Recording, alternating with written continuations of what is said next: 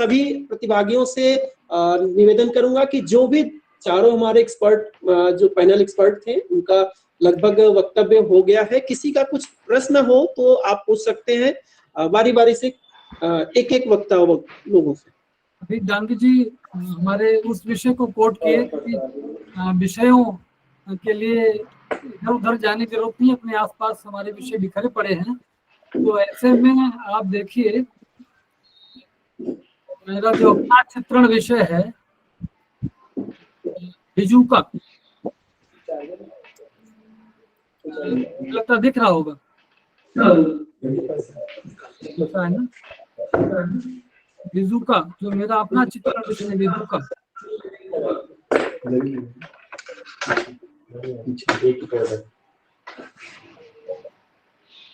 बिजूका को से कुछ हो नहीं पा रहा, शायद शेयर नहीं कर पा रहा हूँ।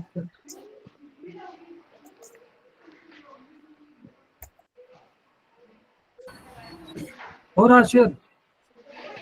जी जी शेयर हो रहा है, शेयर हो रहा है। ये देखिए अभी जो रंग मल्हार ये 13 जुलाई को आयोजित हुआ था, DS उपाध्याय जी ने किया था, तवे पर, मिट्टी के तवे पर। ये जो विषयों की बात आई, बिजूका जो एकदम उपेक्षित विषय खेतों में खड़ा रहता है, जिस पर लोगों का ध्यान नहीं जाता, वो मेरा चित्रण विषय है, जिस पर मैं 2007 से अलग अलग श्रृंखलाओं पर काम कर रहा हूँ।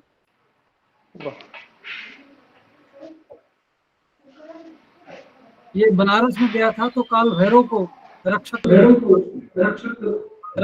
में दिखाया, काल भैरव।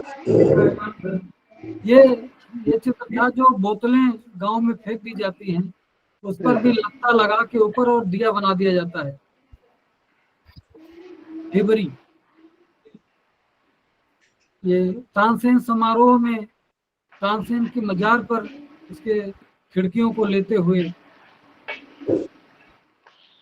ये जो लैंप केरोसिन ऑयल की लैंप होता है उसको लेते हुए, ये ढिबरी है।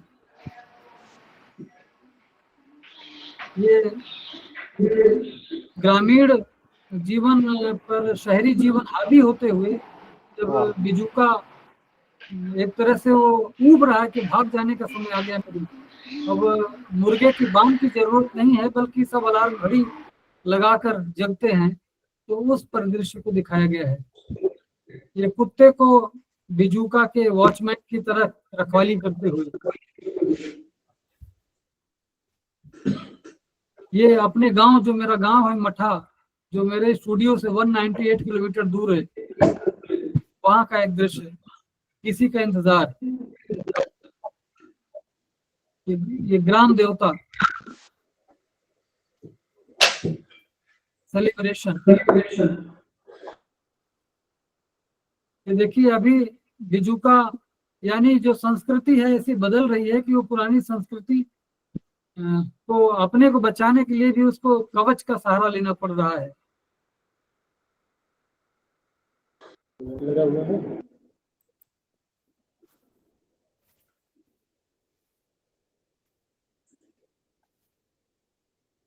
ग्रामीण जीवन में धंसता शहरी जीवन, नष्ट होती प्रकृति। कटघोड़वा गांव में नाच देखा होगा आप लोगों ने सर्दी में। ये हंडैया गैस है, जो पहले पुराने लोग इस गैस से परिचित होंगे, जो पेट्रोमैक्स जलाया जाता था शामियाने में।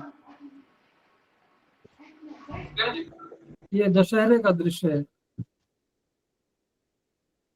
ये शहरी और ग्रामीण जीवन।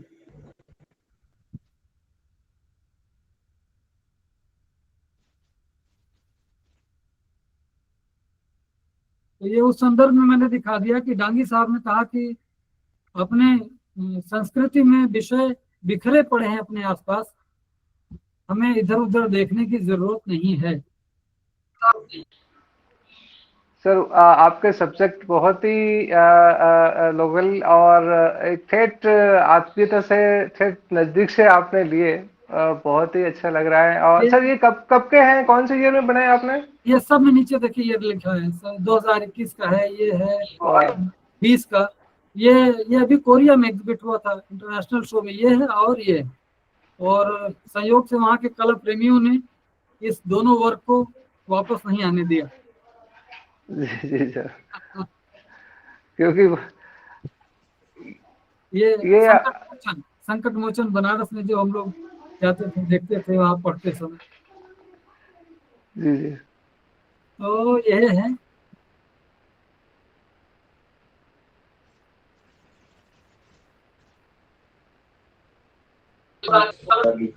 ये हमने संक्षेप में कुछ ही चित्रों को अपने शेयर कर लिया कि हमारे विषय बिल्कुल मेरे आसपास, कहीं ढोलक पड़ी है, कहीं मुर्गा बांध देता हुआ जो अपनी अब अस्तित्वहीन हो रहा है।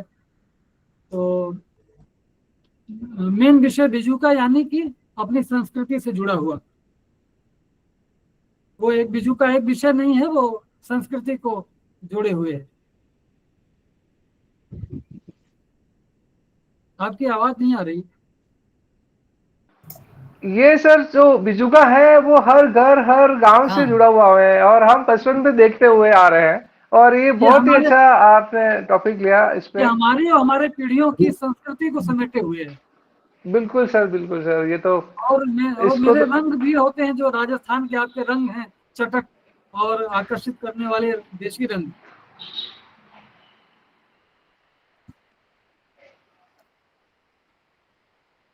तो प्रश्न आमंत्रित हैं श्रोताओं के, पार्टिसिपेंट्स के। हाँ जी सर, मैं अपनी पीपीटी छोटी सी दिखाना चाहती हूँ। बिल्कुल बिल्कुल दिखाइए। और पार्टिसिपेंट्स के लिए, जुड़े हुए लोगों के लिए, कि विजुका पे बहुत कुछ रीडिंग मटेरियल भी है, सारी कला दीर्घा भी है, और बहुत सारे किताबों का की समीक्षा है, बहुत सारे चित्र हैं, बहुत सारे इवेंट्स हैं। तो VIZOOKA डालते ही आपको सब मिल जाएगा। जी जी जी सर, लिंक भेजना, पर्सनली मैं बात करूंगा इससे सर आपसे। जी जी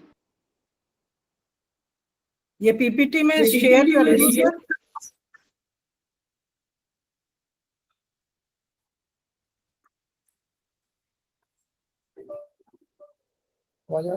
हाँ जी, आपको विजिबल है ना सबको?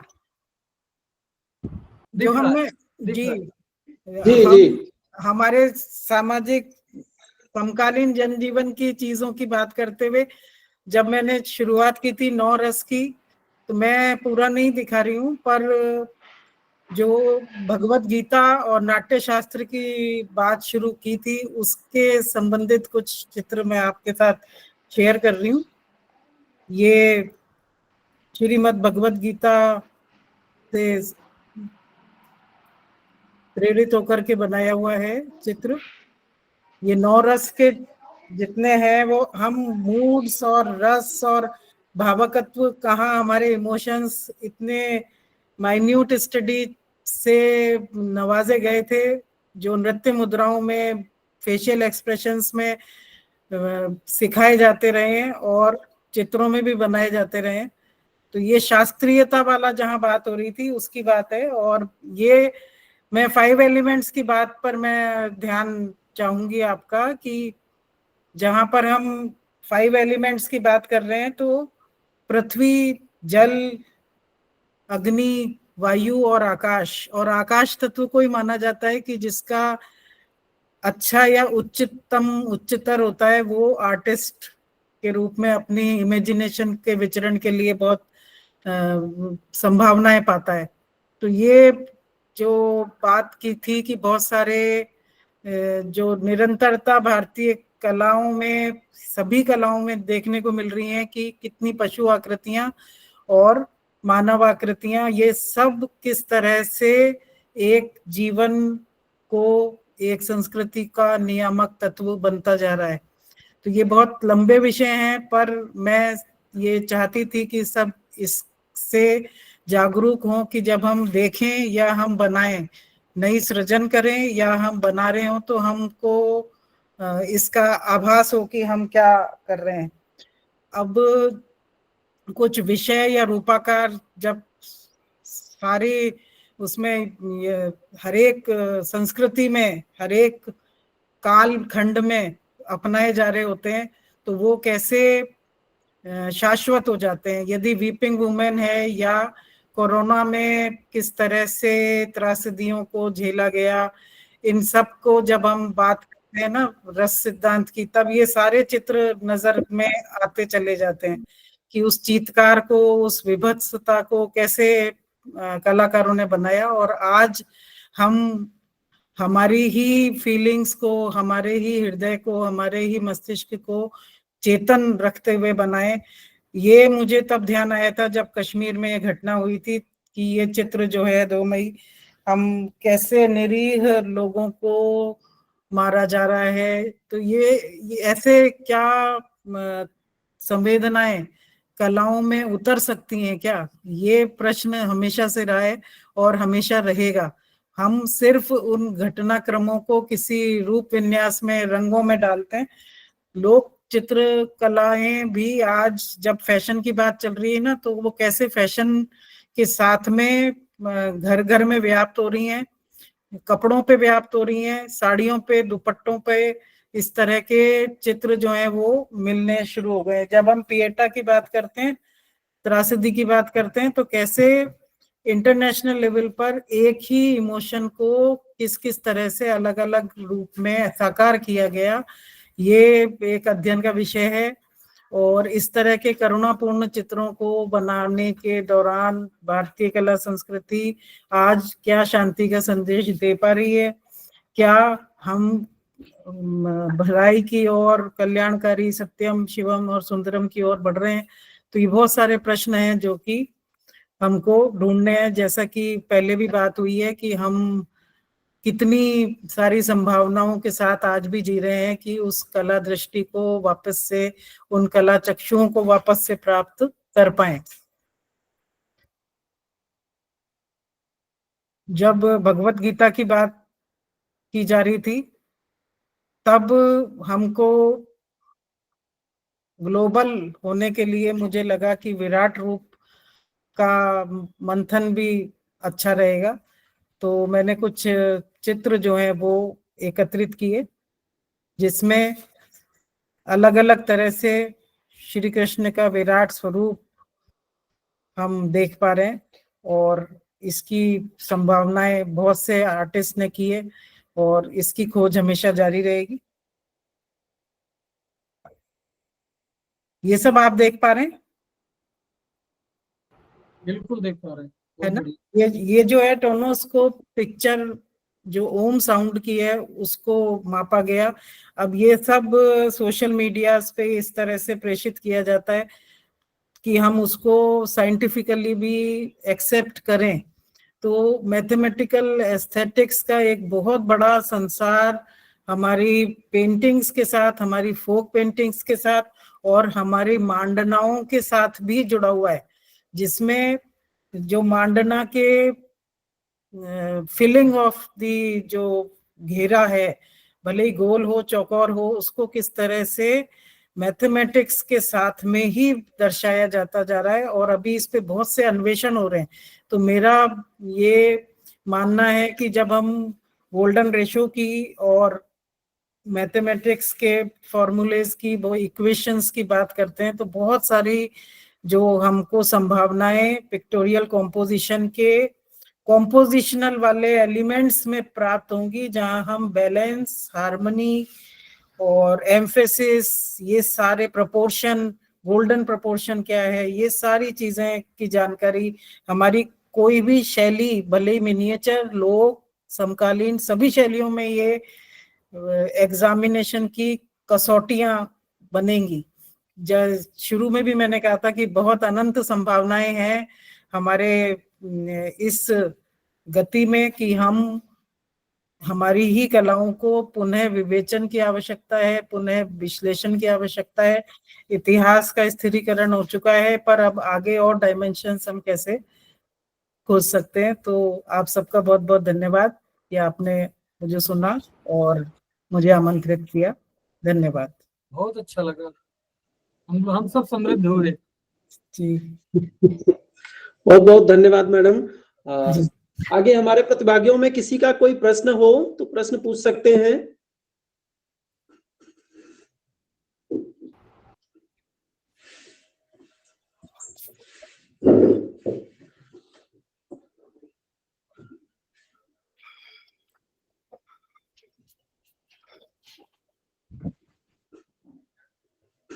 चलिए, शायद जो हमारे नए रिसर्च स्कॉलर हैं या प्रोफेसर्स हैं, टीचर्स हैं, वो शायद बहुत ही आप लोगों से लाभप्रद हुए होंगे और जो ज्ञान मिला वो अलग ही मिला।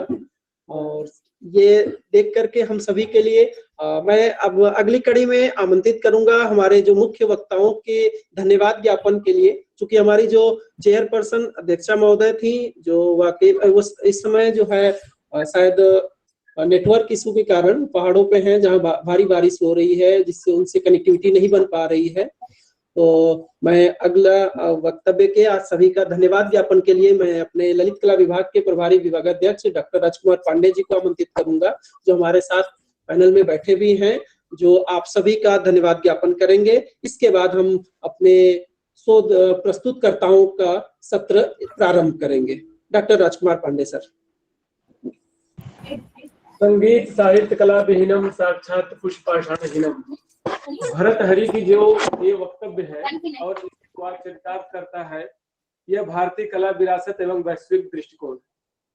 जैसा कि आप विद्वजन लोगों का जो सेशन रहा है, और ये मुझे कहने में जरा भी परहेज नहीं है कि अभी हम लोग छोटे हैं और आप लोगों से बहुत कुछ सीखना है, और इस क्रम में हम लोग आगे भी बढ़ेंगे। जैसा कि अवधेश सर ने बताया कि काशी हिंदू विश्वविद्यालय की एक लंबी विरासत को उन्होंने रेखांकित किया, और लखनऊ के जो समकालीन कलाकार हैं, समीक्षक हैं, और शायद मुझे कहते हुए हर्ष भी हो रहा है कि उसी मालवीय जी के मानस पुत्रों में काशी हिंदू विश्वविद्यालय के मैं बीज हूँ, जो देवभूमि उत्तराखंड विश्वविद्यालय में कार्यरत हूँ। तो सबसे पहले तो हम अपने जो अतिथि महोदय हैं उनका सहृदय काशी देवभूमि उत्तराखंड विश्वविद्यालय ललित कला विभाग की तरफ से हम सादर वंदन अभिनंदन करते हैं कि आपने आज जो है कि रविवार के दिन अपने बहुमूल्य समय हम लोगों को देकर आशीर्वचनों से सिंचित किया। और इस क्रम में रितु जौहरी मैम, जो कि मैं देख रहा हूं कि सुबह से ही हमारे साथ जुड़ी हुई हैं, तो आपका मार्गदर्शन यकीनन सराहनीय और प्रशंसनीय है। और जिस तरह से आपने कला विरासत को रेखांकित किया, खास करके कला इतिहास के पक्षों में जाकर जो उनके बेसिक रूट्स को आपने एक्सप्लेन किया, जिसमें आपने कपिला वात्स्यायन जी का नाम लिया।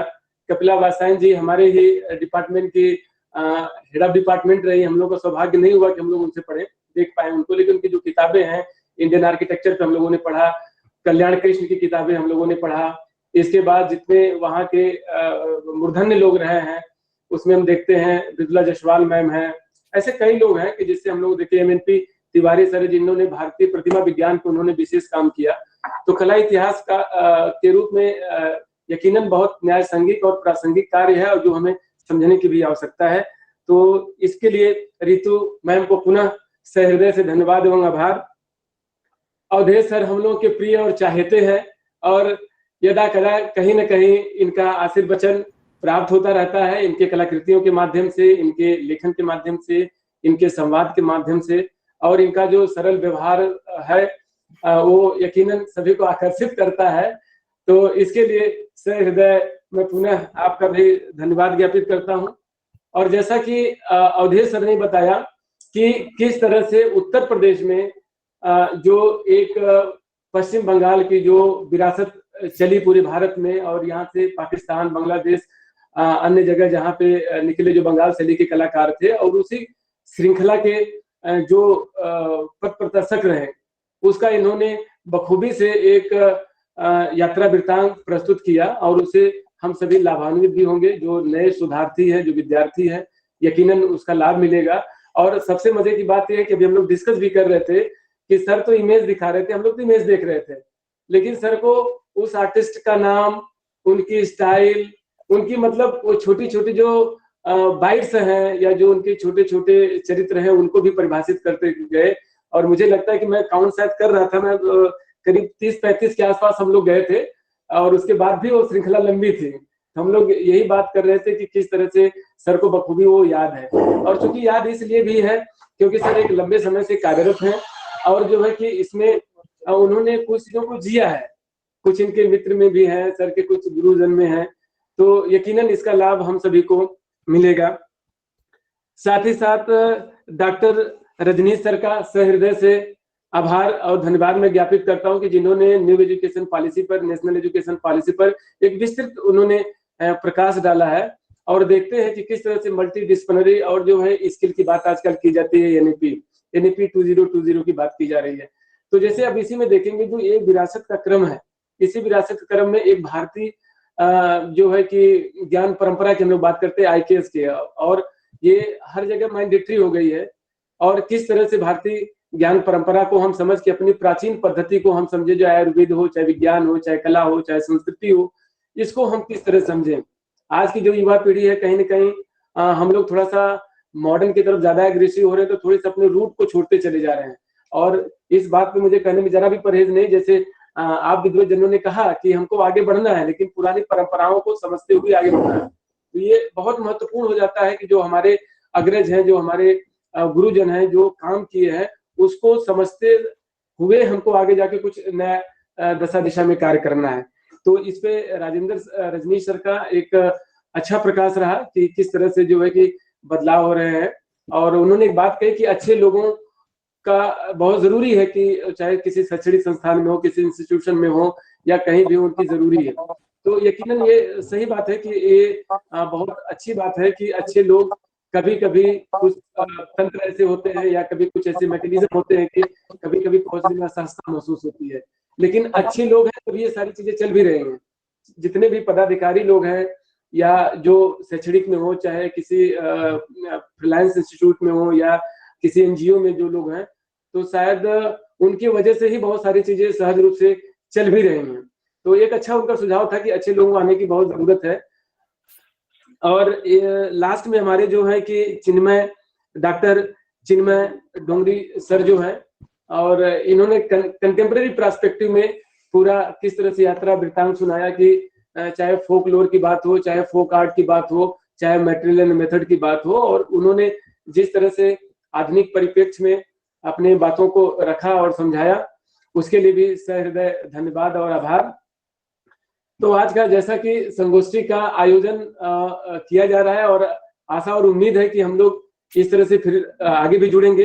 तो लास्ट में मैं यही कहना चाहता हूं कि एक बार सभी को पुनः देवभूमि उत्तराखंड विश्वविद्यालय ललित कला विभाग की तरफ से और शिवाग्र फाउंडेशन की तरफ से आप सभी का सहृदय धन्यवाद और आभार।